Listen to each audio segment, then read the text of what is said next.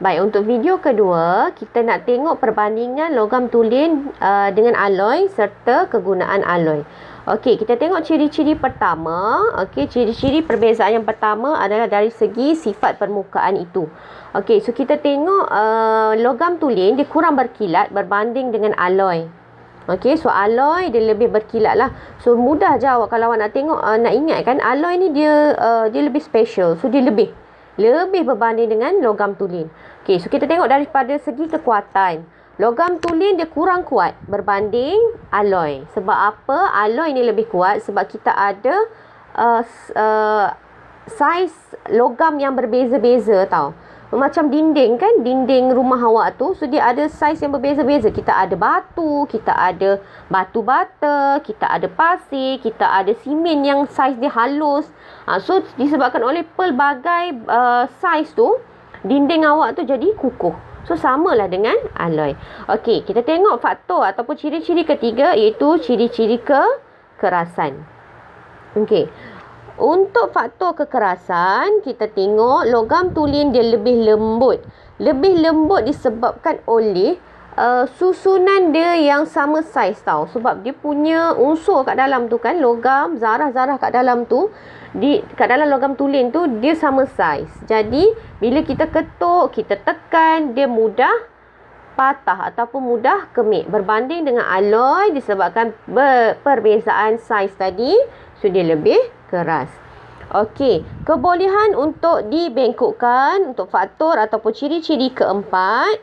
Okey, logam tulen dia mudah untuk dibengkokkan berbanding dengan alloy. Okey, alloy dia lebih kuat sebab dia lebih kuat, jadi dia sukar untuk dibengkokkan. Alright. Takat lebur. Okey, takat lebur bagi logam tulen, okey, dia lebih rendah berbanding dengan alloy. Lebih rendah bermaksud bila kita kenakan suhu yang katalah suhu 150 darjah Celsius katalah kan. Okey, so logam tu dia melebur. Dia terus melebur. Berbanding dengan alloy, walaupun suhu 150 darjah Celsius, dia masih lagi teguh ataupun tetap. Dia masih lagi dalam keadaan yang sama. So dia tak lebur. Lebur tu maksudnya dia mencair lah. Okey, so tahan kakisan. Kalau logam tulen dia tidak tahan kakisan, terus dia cepat berkarat. Macam contoh besi kan, kalau awak tengok pagar awak, kalau awak tak cat, pagar tu adalah logam tulen. Kalau kita guna besi kalau kita guna besi saja, kita guna ferrum kan, kalau kita tak cat, sekejap je dengan udara kita yang kita ada wap air, kita ada oksigen untuk membantu pengaratan, dia cepat je berkarat kan. Kalau berbanding dengan awak guna stainless steel, stainless steel tu adalah alloy. So dia tahan karat. Tak perlu cat pun dia tak berkarat. Okey, kemuluran. Okey, kemuluran ni adalah untuk bentuk tau. Mulur ni maksudnya kita nak bentuk. Nak bentukkan dia. So mulur untuk alloy dia mudahlah, dia mulur lah sebab dia lembut kan. Jadi kita boleh bentukkan dia. Tapi kalau alloy kita susah sikit untuk bentukkan alloy tu sebab dia keras. Okey, ketertempaan ni kita nak ketuk. Okey, kita boleh sama ada ketertempaan ni adalah macam contoh kalau kita nak buat pisau kan. So kita menggunakan logam tulen sebab dia mudah untuk kita ketuk. Tempa ni maksudnya kita nak ketuk dia. Okey. So kalau alloy dia sukar sikitlah. Okey. So kekuatan regangan maksudnya bila kita tarik ataupun kita nak bentukkan dia jadi panjang, contoh macam dawai kan. So logam tulen ni dia rendah lah kekuatan regangan, maksudnya dia kita tarik tu okey. Dia boleh tarik. Tapi kalau kalau alloy dia tinggi kekuatan regangan dia. Okey, so dia tak boleh nak tarik lah. Alright. Seterusnya kita tengok ini adalah logam tulen. Okey, logam tulen dan logam asing bagi alloy. Kita nak tengok contoh alloy yang pertama adalah keluli. So keluli ni adalah campuran logam tulen dan atom asing lah.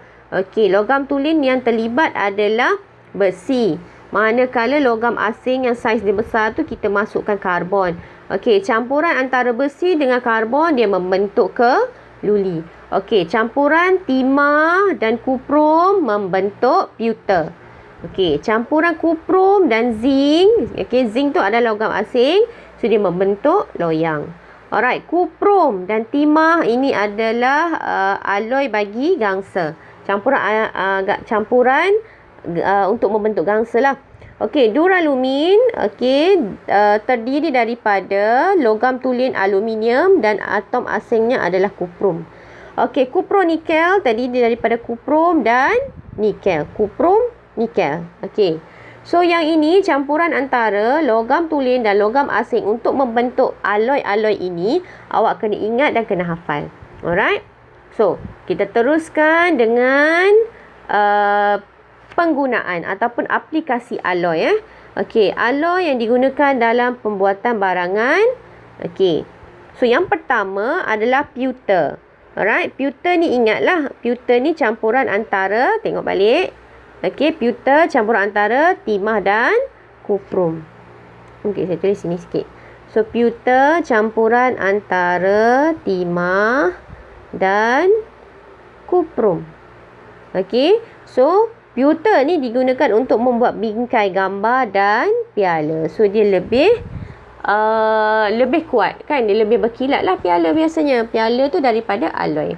Okey, keluli. Kita tengok keluli daripada besi dan karbon. Yang ni glamour Okey, keluli daripada besi dan karbon. So, keluli ni digunakan untuk membuat jambatan dan badan kereta. Kalau badan kereta kita guna logam tulen, seminggu awak beli kereta dah berkarat. Sebab logam tulen tu dia cepat berkarat kan. Okey, kalau adik awak main bola, katalah terkena bodi kereta, dah kemik. Kalau kita guna alloy, dia lebih kuat dan tahan karat. Okey, seterusnya loyang. Loyang adalah campuran kuprum dan zinc. Okey, so loyang campuran kuprum. Okey, kemudian zinc. Okey, loyang biasa kita guna pada alat muzik dan kunci kan. Kunci dia kuat dan tak berkarat lah. Okey, gangsa. Kita tengok gangsa adalah campuran kuprum dan timah. Kuprum, timah. Okey, tulis sikit. Okey, campuran kuprum dan timah. Alright. So, gangsa ni kita guna untuk buat patung. Kalau awak tengok dekat Kuching kan, bandar Kuching tu ada patung tu kan. Patung tu tak berkarat dan dia kuat kan. Kita nampak dia macam teguh je. Sebenarnya patung tu diperbuat daripada gangsa dan pingat ni pun diperbuat daripada gangsa. Okey, duralumin adalah campuran antara aluminium dan kuprum. So, tulis sikit.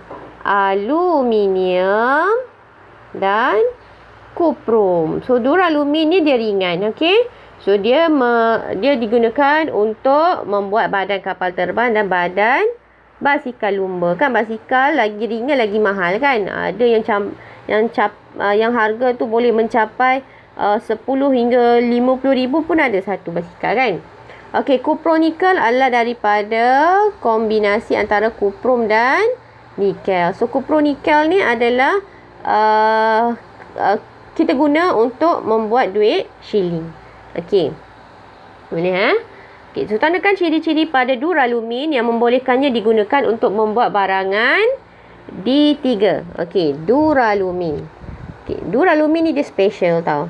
So, kenapa? Sebab dia ringan dan dia kuat.